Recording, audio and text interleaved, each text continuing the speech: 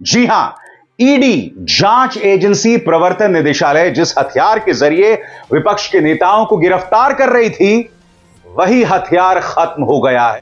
सरल शब्दों में कहा जाए तो यह फैसला यह कहता है कि आगे से ईडी की हिरासत में कोई भी आरोपी जो भी गवाह देगा, ध्यान से सुनिएगा, ईडी और पुलिस की हिरासत में जो भी कोई गवाही देगा, अदालत में उसे सबूत नहीं माना जाएगा।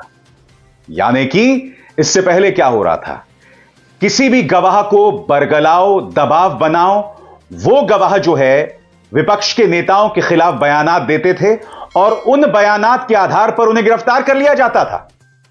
और आपके सामने ऐसी ढेरों मिसाल हैं। Arvind Kejriwal, K Kavitha, Manish Sisodia, Sanjay Singh, no hesitation in holding that when an accused is under custody under PMLA, irrespective of the case of which he is under custody, any statement under section 50 to the same investigating agency is inadmissible against the maker.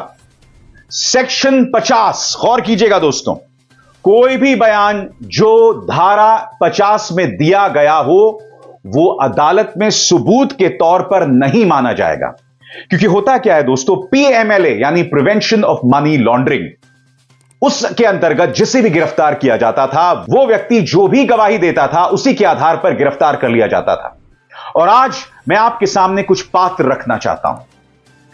आपकी screen पर ये हैं Telugu Desam party के नेता माघुंटा रेड्डी और उनके बेटे राघव रेड्डी। राघव रेड्डी को 11 फरवरी 2023 को गिरफ्तार किया जाता है।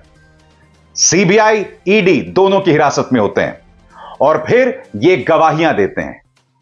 उनकी गवाहियों का यह नतीजा होता है दोस्तों कि उसी के परिणाम स्वरूप के कविता और अरविंद केजरीवाल दोनों को गिरफ्तार कर लिया जाता है। मगर दिलचस्प बात यह, जिस व्यक्ति यानी राघव रेड्डी को जांच एजेंसी ईडी और सीबीआई ने आरोपी बनाया था, उसको रिहा कर दिया जाता है।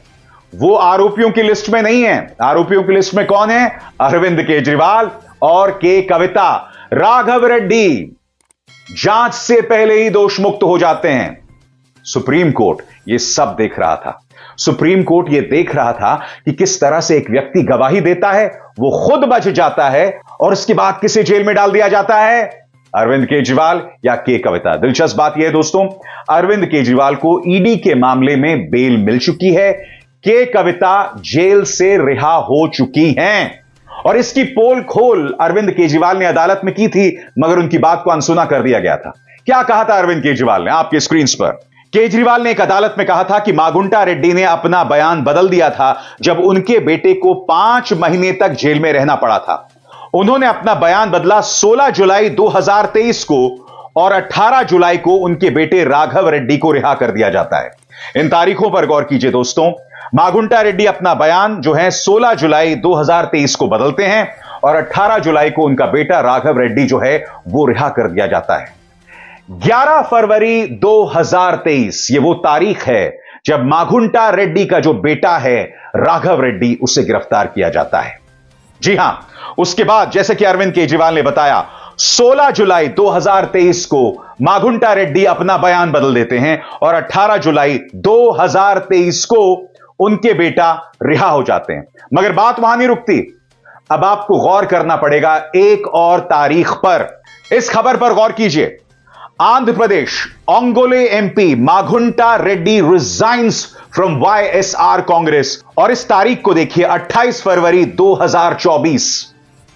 यानी कि होता क्या है, बेटे को पहले गिरफ्तार कर लिया जाता है। यह दबाव लगातार माघुंटा रेड्डी पर था और उसके बाद वो माघुंटा रेड्डी जो वाईएसआर कांग्रेस में थे, वो फरवरी 2024 में वाईएसआर कांग्रेस से इस्तीफा दे देते हैं और किसमें शामिल हो जाते हैं? टीडीपी में। और टीडीपी तेलुगु देशम पार्टी जो कि सहयोगी है बीजेपी की, वहां से उन्हें टिकट मिल जाता है। सब्सक्राइब कीजिए न्यूज रिएक्शन चैनल को और प्रेस कीजिए नोटिफिकेशन बेल को ताकि आप पास के लेटेस्ट न्यूज अपडेट्स सबसे पहले